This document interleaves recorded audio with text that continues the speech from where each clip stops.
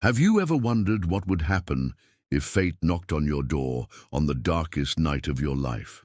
This is the story of two broken souls who found each other when they least expected it. A millionaire mourning the loss of his only son, and a street kid who didn't know he was about to change everything forever. In the cobblestone streets of Los Angeles, where luxury and poverty live side by side, separated only by a fence, something extraordinary was about to happen. Alex had all the money in the world, but he'd lost the only thing that truly mattered. Matthew had nothing except a desperate hunger and a secret he didn't even know himself. What began as a simple plea for food would become a story that would challenge everything we think we know about family, destiny, and the power of love. Why?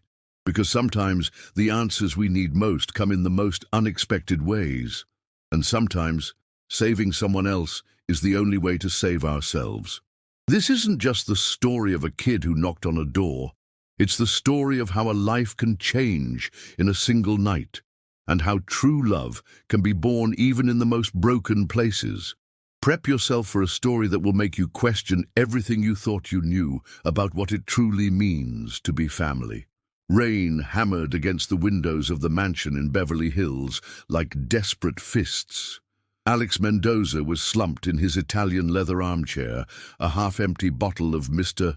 Julio tequila on the mahogany table, and in his trembling hands, the last photograph he took of Diego. His 9-year-old son smiled with that mischievous grin he missed so much, showing the small star-shaped mole on his right forehead. 2 weeks had passed since the funeral, 2 weeks since cancer had taken the only thing that gave meaning to his fortune. The 5,000-square-foot house felt like an empty mausoleum, filled with echoes of laughter that would never return. The doorbell rang like a gunshot in the pre-dawn hours. Alex looked up, confused. Who would be ringing at 2 in the morning? The security guards hadn't reported anything through the intercom. He stood up, slightly unsteady, walked to the main entrance monitor, and pressed the button. The black-and-white image showed a drenched boy, thin as a rail, his clothes clinging to his body from the torrential rain. "Who are you?" he asked, his voice hoarse. The boy lifted his face to the camera, and Alex felt the world stop. Those eyes, that shape of face, that gesture of wiping his nose with his sleeve. "Please, sir, I'm just hungry," said the child's voice, broken by the cold. Alex leaned closer to the monitor, narrowed his eyes, and then he saw it. There it was, unmistakable under the dim light of the entrance. A small star-shaped mole on the boy's right forehead. "Oh, God, you're just like my Diego," he whispered, and without thinking twice, he pressed the button that opened the main gate. His hands trembled as he waited for the boy to walk the stone path to the front door. When he finally opened it, he gasped. It wasn't just the physical resemblance, it was something deeper, something he couldn't explain in words. "Come in, kid. You're going to catch pneumonia out there." The boy entered cautiously, leaving a trail of water on the white marble of the foyer. His eyes darted everywhere, admiring the crystal chandeliers, the colonial paintings, and the furniture that probably cost more than everything he'd ever seen in his life. "What's your name?" Alex asked, closing the door. "Matthew, sir." "Matthew what?" "Only Matthew. I don't have a last name." Carmen, Alex's wife, appeared from the spiral staircase. Despite being wrapped in a pink silk robe and looking weak from chemotherapy, she went downstairs with determination. Her eyes lit up when she saw the boy. "Alex, what's going on here?" "This kid was on the street, honey. I couldn't leave him out there in this storm." Carmen approached Matthew, put a hand on his damp shoulder, and felt the boy shiver, not just from cold, but from surprise. It had been a long time since someone had touched him with tenderness. "You have to get those wet clothes off immediately," she said in a motherly voice. "I'm going to find you something dry." "Do you know a boy named Diego?" Matthew asked suddenly, looking directly into Carmen's eyes. The woman froze. Alex felt his blood run cold. "How do you know that name?" Carmen whispered. "Diego liked dinosaurs too, right?" Matthew continued naturally, as if it were the most normal conversation in the world. especially green T-Rexes. How can you know that? Alex approached the boy, trembling. Who told you that information? Matthew tilted his head with an expression Carmen recognized immediately. It was the exact same gesture Diego made when he was confused. Nobody told me, sir. I just know. Diego had a stuffed T-Rex hidden under his bed in a box that said, "Secret treasures," right? The silence that followed was deafening. That stuffed animal had never left Diego's room. Nobody else in the world knew of its existence. The next day, Carmen had gotten Matthew clean clothes, a pair of jeans and a blue T-shirt that had been Diego's. They fit him perfectly, as if they had been made for him. After a breakfast of huevos rancheros and freshly made tortillas, Matthew asked permission to explore the house. "You can go wherever you want, son," Carmen told him, "except for the room. Well, there's a room that's closed." "Diego's room?" Matthew asked. "It's okay. I can go in. He won't mind." Carmen and Alex exchanged worried glances, but decided not to ask questions for the moment. Hope Herrera, the housekeeper who had been working in the mansion for 15 years, watched everything from the kitchen with a furrowed brow. She was a robust woman from Los Angeles, with graying hair always pulled back in a tight bun, and an expression that rarely showed approval. "That kid gives me a bad feeling, Mrs. Mendoza," she mumbled while washing the dishes. "Street kids always bring trouble." That afternoon, while Carmen rested and Alex took work calls, Hope decided to go upstairs to change the sheets. Passing Diego's room, she heard a child's voice. She stopped dead, pressing her ear to the slightly ajar door. "No, Diego, don't cry anymore. Your parents are very sad, but they'll be okay," Matthew said with complete naturalness. "Yes, I know. It makes me sad to see you like this too. But now I'm here to take care of them." Hope gently pushed open the door and saw Matthew sitting on the bed, looking out the window as if someone were there. "Who are you talking to, child?"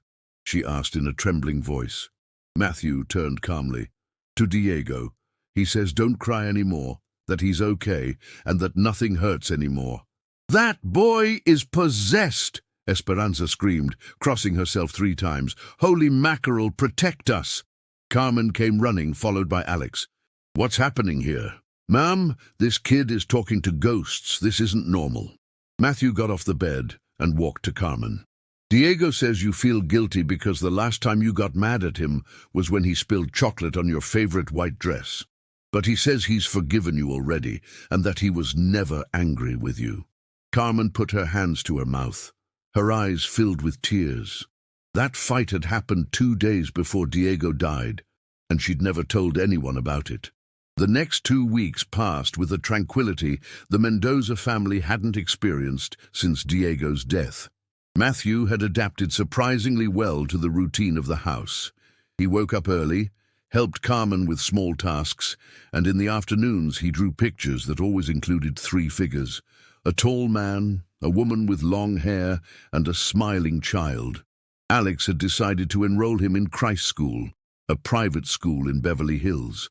Though Matthew had some academic deficiencies from having lived on the streets, his natural intelligence helped him catch up quickly. Carmen, for her part, seemed to have found a new reason to fight her cancer. The treatments no longer seemed so heavy, and her smile had returned for the first time in months. "You know what, Matthew?" she said one afternoon while they were eating chili at the patio. "I feel like Diego sent us someone special to take care of us." "Maybe so," Matthew replied, stirring the beans with his spoon. "But I have a question I'm scared to ask." "Tell me, my boy. You can ask anything here." Matthew put his spoon down and looked directly at Carmen with those eyes that so resembled Diego's. "Did Diego die because you didn't love him enough?" Carmen's plate slipped from her hands and shattered on the tiled floor. Alex, who had been reading the newspaper, jumped up. "How dare you say that?" he shouted with a fury he hadn't shown before. "We love Diego more than our own lives." "Alex, calm down," Carmen intervened, but tears were already streaming down her cheeks. "No, Carmen.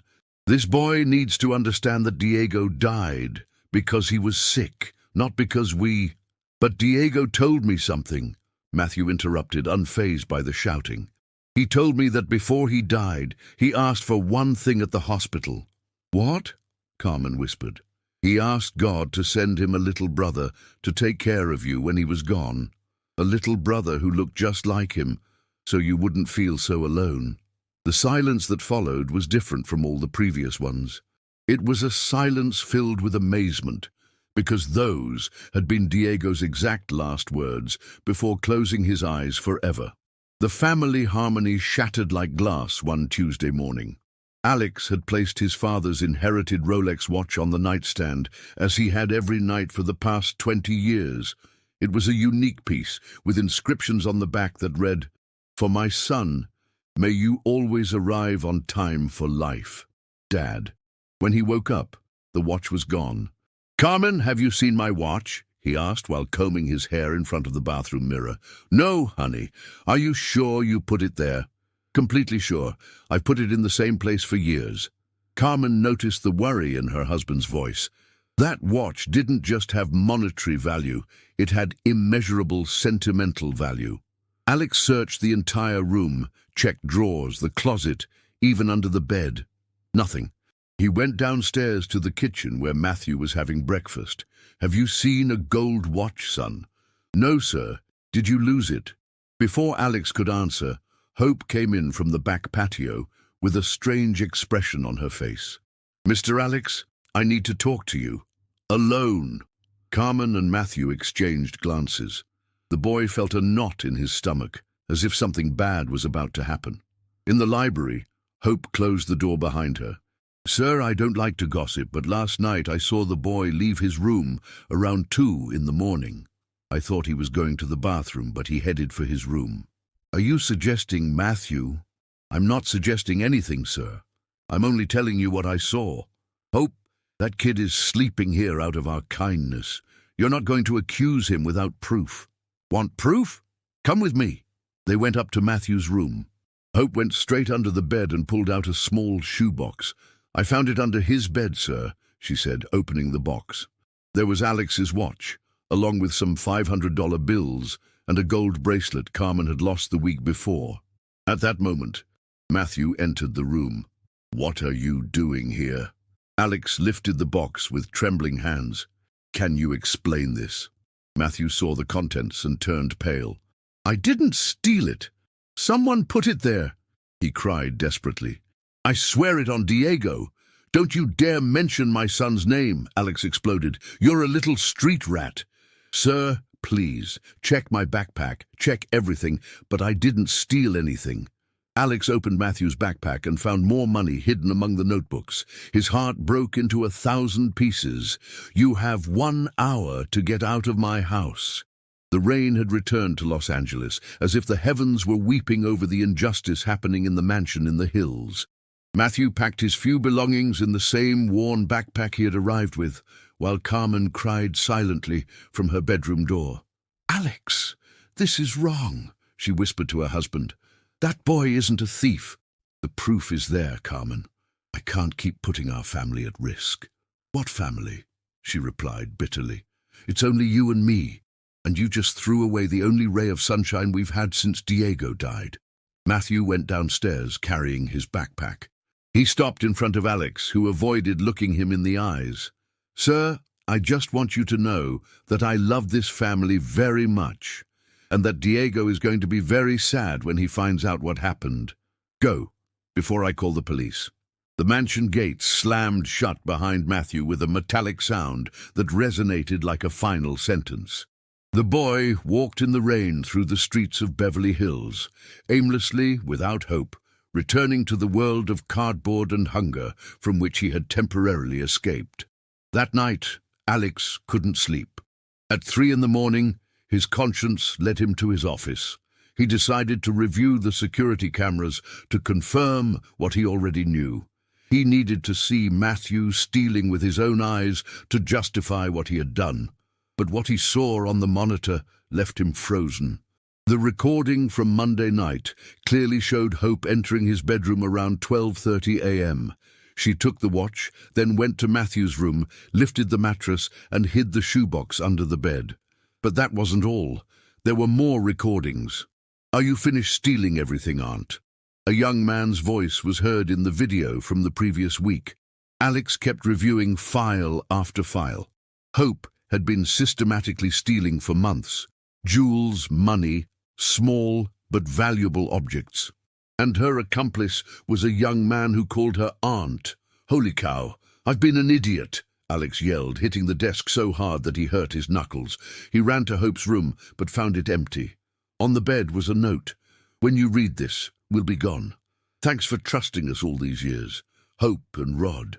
Meanwhile, on the streets of South Central, Matthew coughed violently under a bridge. The fever had begun to take over his small body, and each breath hurt as if he had glass in his lungs. Alex drove like a madman through the streets of Los Angeles all through the early morning. Alex had searched in Midtown, in South Central, in downtown, asking bums, street vendors selling corn and tacos, cops, anyone who might have seen a 9-year-old boy in a blue shirt. A skinny little guy, big eyes, Mr. Firm had said, a newspaper vendor in the Hyde Park subway. Yeah, I saw him about 3 hours ago. He was coughing bad, the poor kid. He went that way, towards the Nonoalco bridges. When Alex finally found him, he felt his soul leave his body.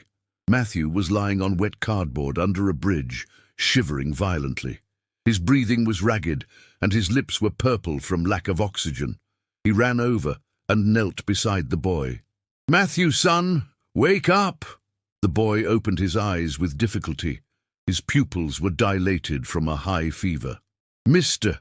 Alex," he murmured in a hoarse voice, "did you come to take me back to the street?"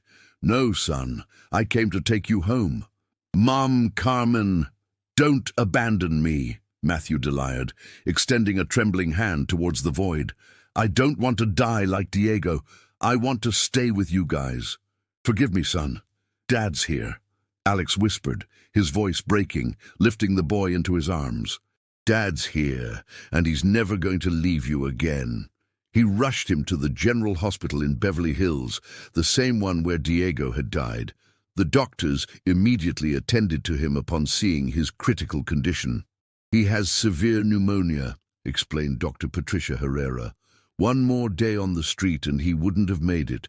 We need to run blood tests to see what antibiotics he can receive." When the results came back, the doctor frowned. "This is very strange, Mr. Mendoza. This boy has an extremely rare blood type, AB negative with a negative Duffy factor. It's a combination that only occurs in one person out of 1,000,000. Alex froze. "Doctor, my son Diego had exactly the same blood type. It was very difficult to find donors when he was sick." "Your biological son?" "Yes. What are the odds of 2 unrelated children having this same combination?" The doctor looked at him with a serious expression. "Practically impossible, Mr. Mendoza, unless they are related somehow." Carmen arrived at the hospital in a taxi, panting from exertion and anxiety. When she saw Matthew hooked up to oxygen, she collapsed into Alex's arms. "This is my fault," she cried. "I knew he was innocent." 3 days later, Matthew had regained color in his cheeks and could sit up in his hospital bed without help. Carmen hadn't left his side for a single moment, sleeping in the recliner chair Alex had brought from home. "Am I not in trouble anymore?" Matthew asked, his voice still weak, but with that mischievous spark that Carmen missed so much. "You were never in trouble, my boy," Alex replied, stroking his hair. "The problem was me. I didn't know how to trust you." Matthew stared out the hospital window, where pigeons perched on the sill. His expression turned serious, as if he were listening to something the adults couldn't hear. "Diego told me you guys needed a son who wouldn't leave. That's why he brought me here." Carmen felt a chill run down her spine. "Can you really see him, my love?" "Yes. Right now he's sitting in that chair over there." He pointed to an empty chair by the window. "He says he's happy because you won't cry anymore at night." Alex approached the chair Matthew had indicated. The air in that area felt different, colder, but also calmer. "What else does Diego say?" "He says he asked the Virgin Mary of Guadalupe to send you someone to take care of you. Someone just like him, so when they saw him, they'd remember how much he loved them." but wouldn't be sad anymore. Carmen clasped her hands to her chest. Her breath quickened. Matthew, I've seen him too. I thought it was my imagination because of the cancer meds, but where did you see him? Alex asked, incredulous. In the garden, playing with his red ball.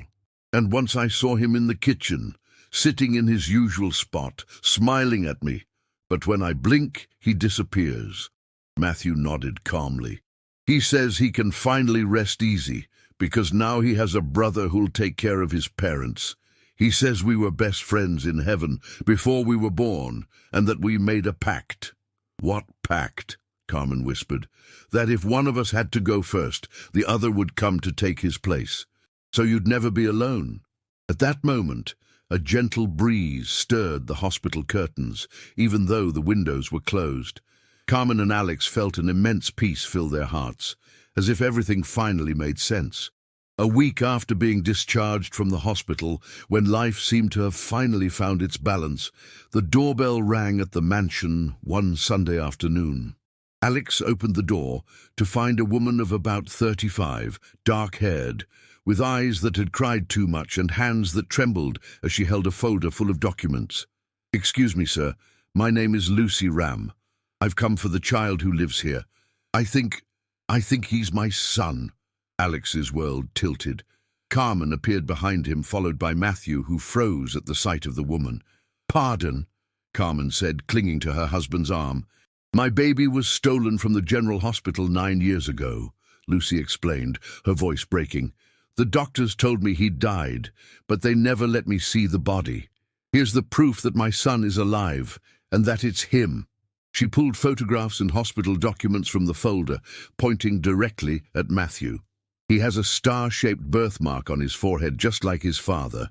He was born on March 15th, weighed 7 lbs, and has type AB negative blood." "You're saying Matthew was kidnapped?" Alex asked, feeling his legs weaken. "A ring of traffickers stole babies from the General Hospital. Several doctors are already in jail.